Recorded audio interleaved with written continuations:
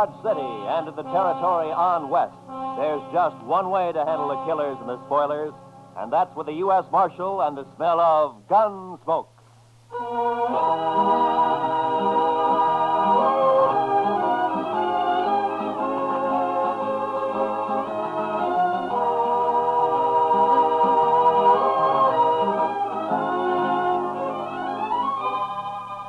Gunsmoke, starring William Conrad, the transcribed story of the violence that moved west with young America. The story of a man who moved with it. Matt Dillon, United States Marshal.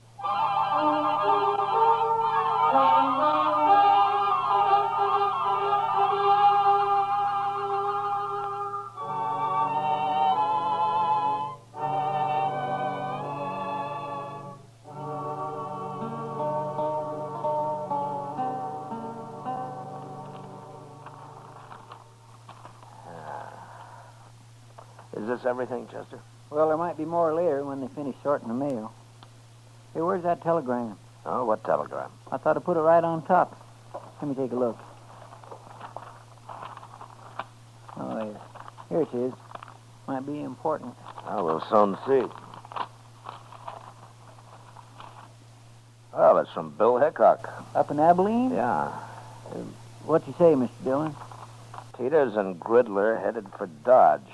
Keep them there, but don't arrest them until I get there with murder witness. Or I'll write Washington all I know about you. Signed Hickock. Oh, then Mr. Hickock's coming here, huh? Now, that's what he says. Well, how'll you recognize those two men, Mr. Dillon? I expect I'll recognize him all right. Oh, you know 'em. Yeah, we've met. Teeters and Gridler are gunmen, Chester. The kind who kill as easy as most men shake hands. Just about as often. Too bad you can't just put 'em in jail. Yeah. Well, we'll start meeting the trains. There's one in at noon, sir. Good. Then we'll meet it.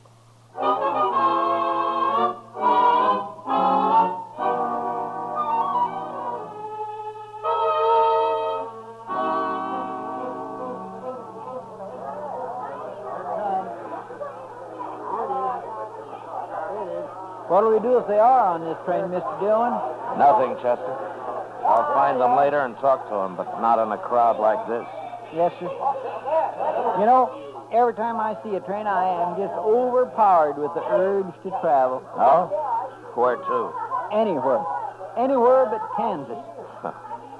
Well, I don't think you'd like it back east any better. Why not? You just have the urge to come out west again.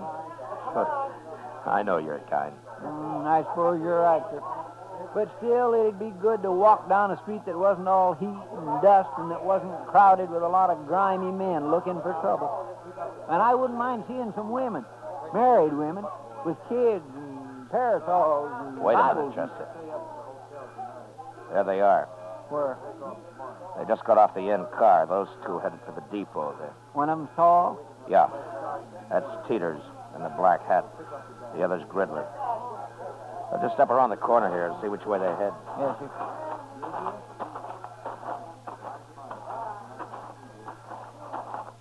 There they are. Yeah. Looks like they're going to the Dodge house. Now, let's follow them.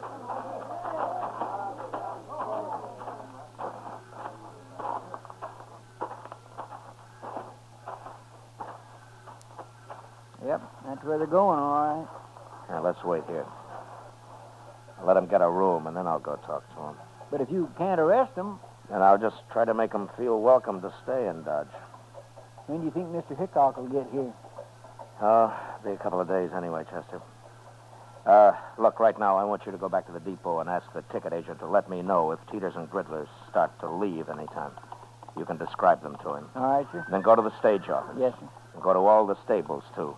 If they rent or buy any horses, I want to know about it right away. I'll tell everybody. Also, tell them to keep quiet about it. I'll be back at the office later, huh? All right, sir.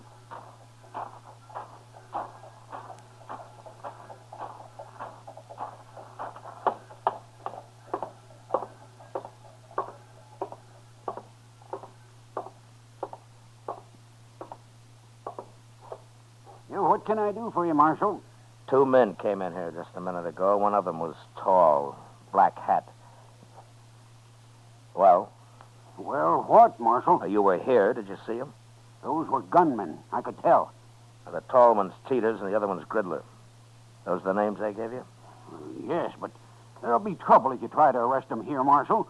Can't you wait until they're outside in the street someplace? No. What if they're after you? I've got nothing to do with men like that, Marshal. There's no reason in the world that Now, they... just take it easy. They never heard of you, and I'm not going to arrest them. But since you're a good, helpful citizen, maybe you can tell me what room they're in. Certainly, Marshal, certainly. Number 25. Up the stairs and turn to your left. Thank you very much.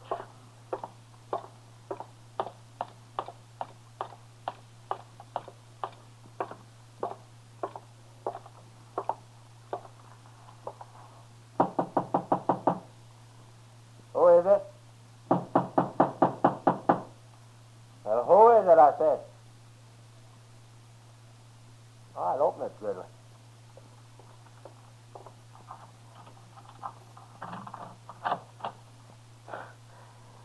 You can put your gun away, Gridler. I just came for a little talk. And make your talk, Marshal. No, I ain't polite, Gridler. Let him in. You watch him better inside, anyway.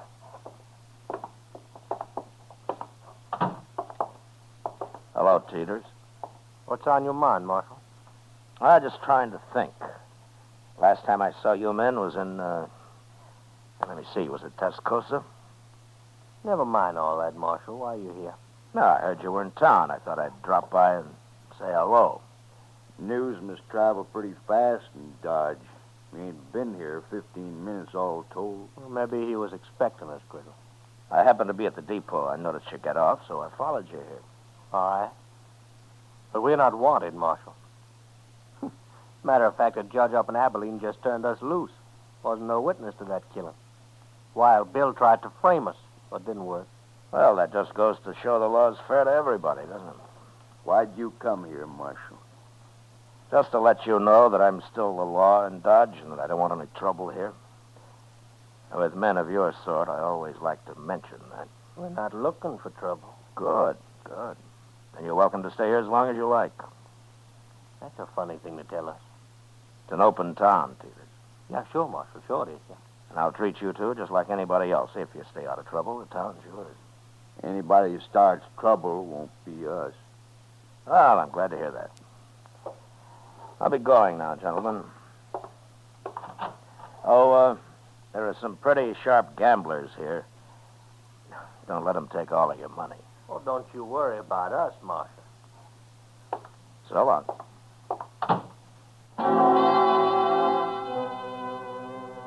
There was no way of figuring how long Teeters and Gridler might stay in Dodge. If they took a notion to do some gambling, it might be a week or two, or they might move on in an hour. That night, however, they were still in town, bucking faro at the Alafraganza.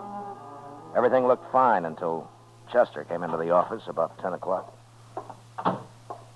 They're fixing to leave, Mr. Dillon. First thing in the morning. Oh, how do you know? Jim Bunch at the stage office. He just told me they came in and paid their fare to Sharon Springs on the morning stage. Sharon Springs, huh? And then they're headed for Denver. Looks like it, sir. All right, Chester. Go tell Jim that I'm going to be on that stage tomorrow, too. If he likes, I'll ride shotgun for him. One of the boys can have a little time off. I'll tell him, sir. But are you going all the way to Denver? I'll follow him all the way to San Francisco if necessary. You can tell Hickock that when he shows up.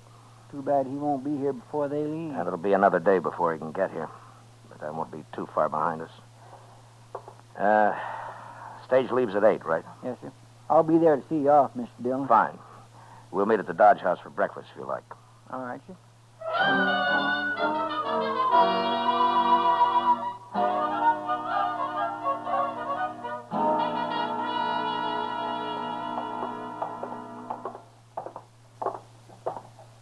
The stage looks like it's all ready to go, Mr. Dillon. Yeah, I don't see Teeters and Gridler, though. They're not inside, are they? I don't think so. No, they're not here yet. Just about 8 o'clock. They should be here. Well, it doesn't matter, Chester. If they've changed their minds, it's all to the good anyway. Want me to go ask Jim Bunch if he's heard from him, Mr. Dillon? No, let's just wait here.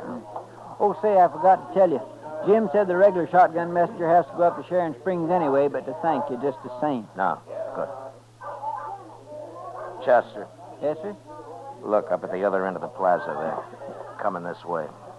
Well, I declare. It's Sam. Yeah. Now what are they up to, I wonder? Well, they can't be taking the stage if they're horseback. No. Looks to me like they're fixed for a long ride, too. Sure does, Mr. Dillon.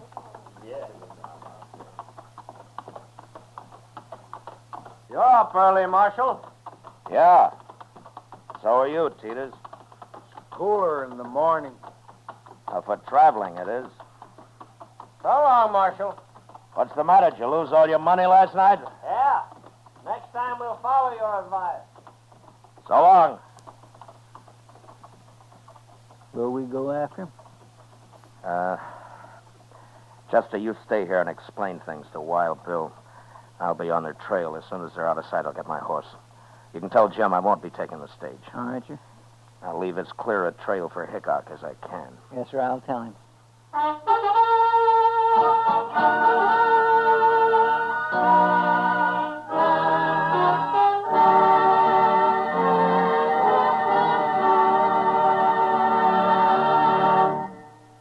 We will return to the second act of Gunsmoke in just a moment. But first, young women are needed to enroll as student nurses and to take their places as graduate nurses in an ever-expanding field where opportunity unlimited awaits. Older women should seek careers as practical nurses where fine living and fine working conditions are in prospect. Ask at any hospital at the nurses' registry desk or at any qualified school of nursing. And now, the second act of Gunsmoke.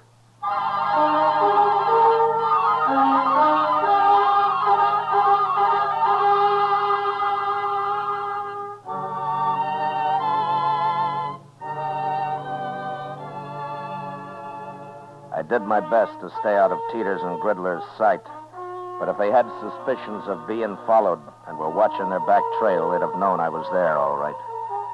The land was flat, and we frequently crossed great patches of powder-dried dirt that smoked the air with dust under the horses' feet.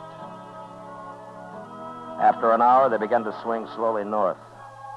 And by noon, it was clear that for some reason they were riding in a great half-circle.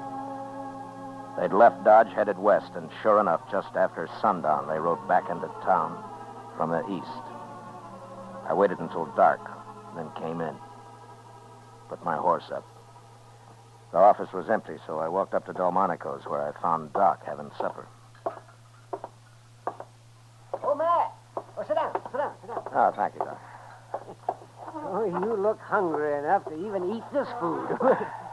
Yeah, it's been a long time since breakfast, Doc. Yeah, the man ought to eat 3 meals regular, Matt. You'll get run down if you don't. Yeah, sure, Doc. Only sometimes you have to eat when you can. Oh, that's all. You have a hard day, Matt? Yeah, I've been riding, Doc. Riding around in circles. Oh, is that what the government pays you for? Oh, I'd like to have your job, man. I wouldn't be too sure of that, Doc. It isn't always this easy. Yeah, I know, Matt. Chester told me. What happened? You lose them? No, I didn't lose them. As a matter of fact, they're coming in here right now. Huh? What do you mean they're coming in? Those two? Yeah, They're pretty hard-looking fellas. they are. Evening, Marshal. Oh, hello, Teeters. Gridler. Marshal. This is Dr. Adams, gentlemen. How are you? Hi, Doc. Yeah, how are you? Well, what's on your mind? You are, Marshal. What? That was you trailing us all day, wasn't it? Yes, it was. Why? I didn't want you to get lost. That's a lie. Then let's say that I didn't want you to get into any trouble. You're going to tell us what it's all about, Marshal? Well, you're not exactly the most reputable citizens in Kansas, and I just wanted to have an eye on you, that's all. You sure do. Because, like I told you, you keep out of trouble, and you're welcome to stay here. Just remember one thing, Marshal. There's 2 of us. And next time you follow us, you might not come back. Well, taking chances like that's part of my job, Mr. Teeters. That's a poor job, then. Yeah, sometimes I think so, too. Come on, Teeters, let's get out of here. Yeah. They're not very polite, are they? No, but they're smart. Smart enough to figure something's wrong anyway. So you think they might bolt, Matt? It depends on how smart they really are, Doc. Right now they're so curious they might stay around just to see what it's all about. Oh, Mr. Dillon? Oh, hello, Chester. Oh, Pull hi, up a Doc. chair. Pull up a chair, Chester. I won't have time. We better get right over to the depot. Why? What's happened? Well, sir, I saw 'em ride back into town. The first thing they did was go to the depot and ask about a train. Oh, were you there? No, sir, the agent came and told me like he'd promised. Train goes at 7:30, doesn't it? Yes, sir, and it's just about that now. I've been looking everywhere for you. Doc, if that waiter ever does come around, tell him to hold a steak for me, will you? I might just be back for it. Sure, Matt. Yes, sir. And good luck. Yeah, thanks, Doc. Come on, Chester.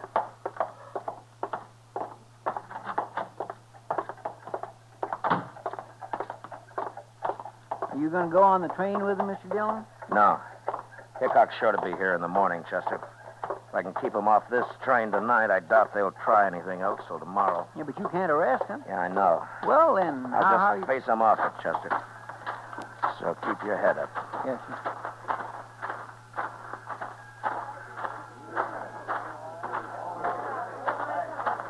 Now, there they are. Come on. You come just to say goodbye, Marshal? Not exactly, Teeters. Oh? You can take the train tomorrow if you like, but not this one. Why tomorrow? Well, I've got orders to keep you in sight till then. Orders from who? It doesn't matter. But you have your choice. You can have the run of Dodge tonight, or you can spend it in jail. You know, you talk pretty loose for just one man, Marshal. Your friend there doesn't look like a gunman. Well, now, you can't always tell by looks, mister. I can't. You said you didn't want trouble, Marshal, but you sure starting it. There won't be any trouble. You do what I tell you. And if we don't? I'll kill the first one of you that moves for that train. You can die that way, Marshal. Maybe. But you won't both get on that train. Gridler. You know me. You know I'll do it. We can still make it, Gridler. No. It's not worth it. We can go tomorrow. All right. Marshal, tomorrow it'll be different. Yeah, sure. Tomorrow it'll be different.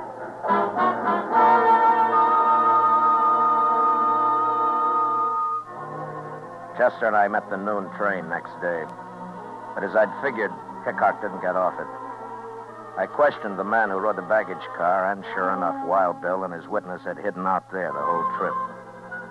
As soon as the crowd left the depot, we walked down to the car. Crawled under it, and pounded on the door on the other side. Who is it? It's Dillon, Bill. Open up. Oh, jump up, man. Come on, Chester.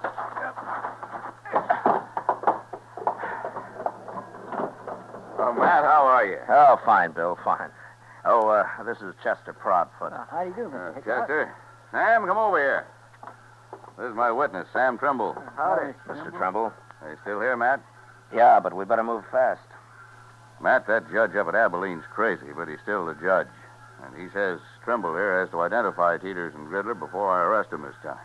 But, Bill, they can't be tried twice for the same crime. I know that, Matt, but I'm after them for a second murder they did. I'd suggest we just go kill them, but I've been waiting a long time to see these two hung, and by glory, I'm going to do it. Well, you will if you're lucky. Tell me, Mr. Trumbull, do these men know you on sight? Well, I'll tell you how it was, Marshal.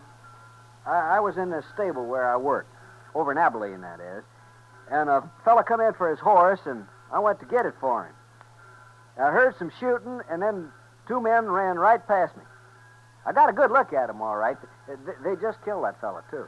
You mean you don't know Teeters and Gridler? I never heard of them, Matt. There's no pictures of them I know of, but he can identify them when he sees them. Yeah, sure, but what about them? Will they recognize you, Mr. Trumbull? Gosh, I don't know, Marshal. I hope not. They'd kill me on sight, wouldn't they?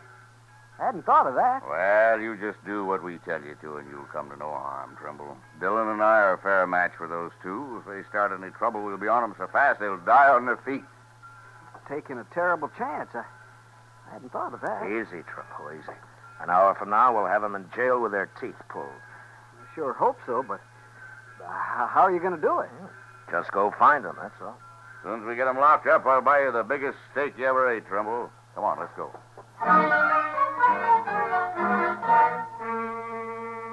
I took Hickock and Trimble over to the Texas Trail, where we decided we'd wait while Chester located Teeters and Gridler.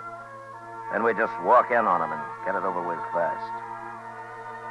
I introduced the two men to Kitty, and we ordered a couple of drinks for Trimble, who was getting jumpier by the minute. What are you two heroes doing? Getting this poor man drunk enough to fight him? Not exactly, Miss Kitty. He just lacks faith in us, that's all. I wouldn't have come if I'd thought about it. I sure would. Look, Trimble, it isn't often a man has both mine and Matt Dillon's guns behind him. You're as safe as you'd be in church. I don't go to church. Here, Mr. Trimble. Have another drink, huh? I will in a minute. I'm going out back first. Whatever you're up to, it's making him mighty nervous. Yeah. Well, I'll admit he usually leads a quieter life. He'll brag big, though, once he's back in Abilene. Yeah.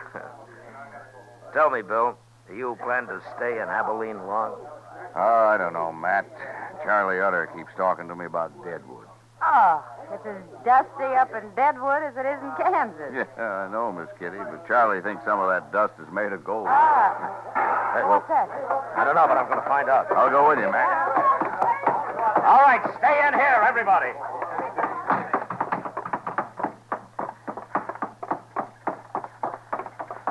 It was Peters and Gridler. I was just crossing the street and saw them run out of the alley there. All right, come on.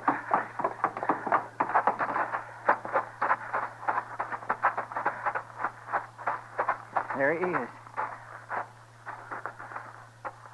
Yeah, it's Trimble. What happened, Trimble? They shot me. I was going to run away. And he got scared and ran right into him. We shouldn't have let him alone at all. They said they saw me with you, Mr. Hickock. They said that's all they needed to know. And they shot me. Chester, go get the doc. Hurry. Yes, sir. Tell me, Trimble. They were the men who killed that fellow in Abilene. You recognize them all right? No. No, I never saw these two before. It wasn't them. What? I knew I shouldn't have come. I got killed for nothing. Trimble. Trimble. That's no use, Bill. Yeah. He got killed for nothing, all right. They must have figured he was a witness to some murder they did commit. Well, anyway, they'll hang for Trimble now. Let's find them before they get out of town, Matt. We'll find them even if they do. Hickock and I walked out of the alley and into the plaza. There were a couple of citizens who'd heard the shooting and had seen Teeters and Gridler run out of the alley. Told us that they'd gone into the Dodge house, and we followed.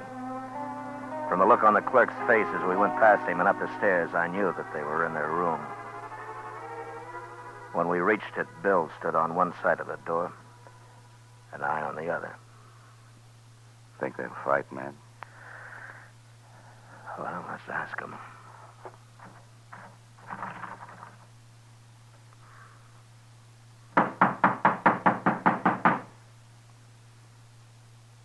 I told you they'd follow us, Peters. Now we're trapped sure. Shut up, I said. And it got us to the street otherwise. Open the door. Throw your guns out. There's no use trying to fight. There's no use in hanging neither, Marshal. You can just take us the best way you can. No. Our chance hanging. We got off once. Maybe you get away from that door. I've listened to you enough. I ain't facing Dillon and Hickock both now. Hold your hands clear of that door. Peters, you shouldn't have...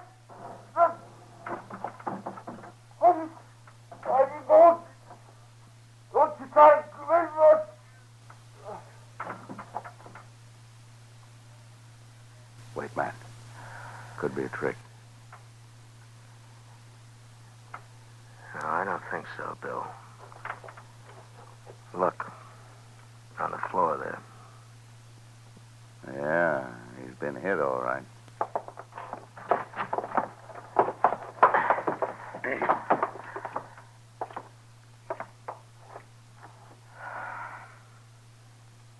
Well, they're both dead. Well, I sure never expected this. Saved us doing it, maybe. Riddler lost his nerve, blast him.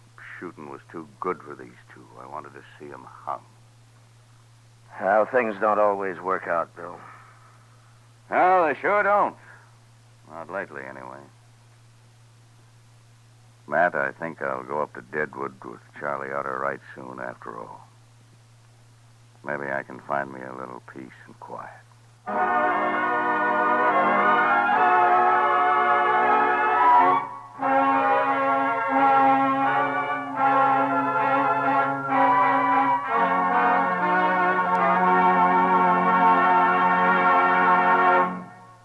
Gunsmoke, transcribed under the direction of Norman MacDonald, stars William Conrad as Matt Dillon, U.S. Marshal. Tonight's story was specially written for Gunsmoke by John Meston, with music composed and conducted by Rex Corey. Featured in the cast were John McIntyre, Lawrence Dobkin, John Daner, Joe Duvall, and Harry Bartell. Parley Bear is Chester, Georgia Ellis is Kitty, and Howard McNear is Doc. Gunsmoke is heard by our troops overseas through the facilities of the Armed Forces Radio Service. Join us again next week as Matt Dillon, U.S. Marshal, fights to bring law and order out of the wild violence of the West in Gunsmoke.